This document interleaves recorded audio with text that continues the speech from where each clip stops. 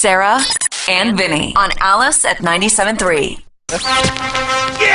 It's time for Hooman and John for the HJ Movie. Oh my God, you made a whole thing. And Bryn. Oh, yeah. Bryn. All right, beautiful people, Alice Radio. Here is your review of a film called Girl on the Train. This film stars Emily Blunt, Haley Bennett. She's the chick from Magnificent Seven, really great actress. Rebecca Ferguson, she's the chick from Mission Impossible 6, the one where Tom is hanging on the wing of the plane. Yes, she was super awesome.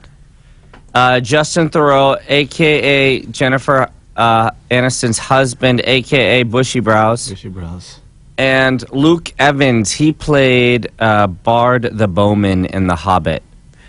And you didn't mention this morning, but I think I'm going to give her a shout-out. There's a girl named Laura Prepon is in it. She just got engaged to Ben Foster. Yeah, she's from that 70s show. And Orange is the New Black. Exactly. Uh-huh. So you may not like this description of the film, but I didn't like what they wrote on IMDb. So in this film, a drunk divorcee is still obsessed with her ex-husband, and she's the key to figuring out a mystery. That's kind of the plot. Murder, most foul. John, let's start with the most obvious question in this film. Was it as good as the book? And if not, give me a couple places where it's lacking. Well, you know, I don't think any movie is really better than the book. Yeah. Because you're right, because your imagination, or my imagination, is so good. Yeah, you're amazing, honey. But it was pretty true to the book, and they covered all the important points. And I thought everything about it was good. It was suspense, mystery. The only thing, it bogged down a little bit in the middle. It seemed like it got a little slow and a little bit boring. It's like it started out great, but then it started picking up towards the end. So the middle was a little soft.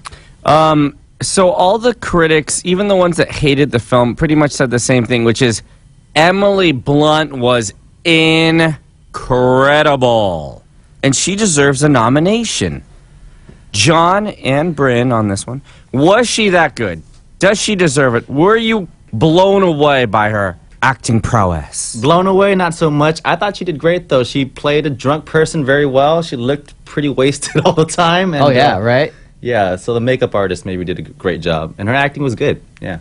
John, I couldn't help but notice you saying something about too many close-ups.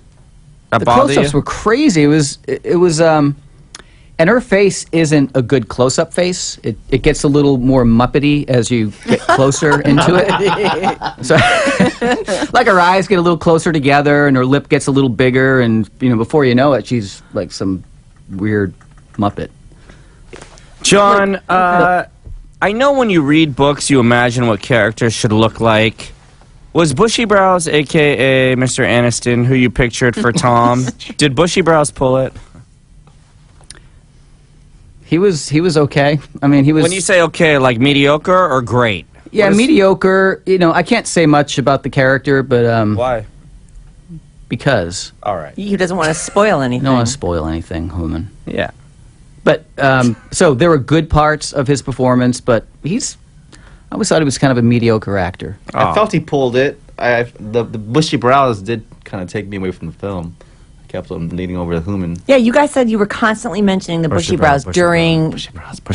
Were they doing that to you during the movie? No. I was sitting on the end. And annoying. So I'm sitting next to Hooman's friend Stephanie. Yeah. And on the other side is Hooman. And the entire movie, Hooman is poking her and like touching her and... Not the entire time, just a few times. No, the entire time. Yeah, Like he's flirting with her, you know, the entire time. Hooman, you should just... Well, she took my ask her place, out. so he wasn't leaning over to me as much this time around. I like to spread the love. Stephanie was there. So Stephanie was on one side of you, and Bryn was on the other side of you, and John, you made the wise decision to sit because Far away. because Hooman and not Oh, here we go. Here it comes. Oh, really? Does he poke you? he's too? very comes he can't just sit and watch a movie. He wants to talk about it and you know Dissect it during the film. yeah. Hey! Or he's snoring. One or the other. John, people I've spoken to who have read the book have all said, when I read the book, I was at the edge of my seat. Were you at the edge of your seat during this film at any point, or throughout, or just a little bit? There were a couple of moments. No, not really throughout. I mean, it still has that suspense feel to it. But like the book.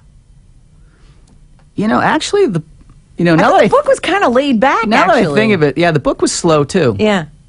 I mean, it's a good story, but I actually didn't think of it as being like some fast-paced thriller. And actually, in the book, it was set in England, and I thought that would have played better, Yeah. Oh, where's it set here? like in New outside York? of New York. Yeah. Oh, I just assumed it was set in England because she's a English chick. Yeah, Oh, how that's- funny. Yeah, this one looked like it was set like in Huh. in upstate New York somewhere. Us Weekly had a great quote, and I want to know if you agree with this. The woman writes, "The real mystery of Girl on the Train is how did a spine-tingling bestseller turn into a Lifetime-esque melodrama devoid of suspense?" You agree with that? You didn't Yes hate and the no. movie. Yes and no. Yeah, I didn't hate it, but I didn't love it. I didn't think it was as powerful as some suspense movies, but it's still a decent suspense mystery. This film has 50% on Rotten Tomatoes. Bryn, do you agree with that? 50%? Yeah. Yeah, I mean, it wasn't. I'd give it. I'm not gonna tell you what I'm gonna give it to the end, but it was. Yeah, I mean, I'm not totally disagreeing with 50% on Rotten Tomatoes. John, we know you're going to end with a song, so I'm going to sum it all up here. Then, Bryn, maybe you can sum it all up, and then, John, you can end with a song. Sum it all up. I didn't read the book. And as a film, there are, I guess, a couple suspenseful moments. I love Emily Blunt, I love Rebecca Ferguson, and I love Haley Bennett, and I thought they were perfectly cast. But I was bored at times. Last 10 minutes of the film is good, I guess. I guess I'll give it 3 Persian rugs, soft 3. Sum it all up, I thought it was pretty suspenseful. I like how the story played out and how you see the things, just the plot turns and like, oh wow, oh it's that guy, oh that happened. So that was pretty cool. Yeah. Haley Bennett, damn. Oh, That's about she it. plays Megan Hipwell, right? Yeah. Yes. So and she was also in. John's into her. She's in Magnificent Seven, which she was really good in as well. Like her acting is just amazing. Yeah, they And say by she's the acting, I next mean she's big hot. thing. Cheers. 2.75 Vietnamese Ninja Stars. Oh. Ta-da!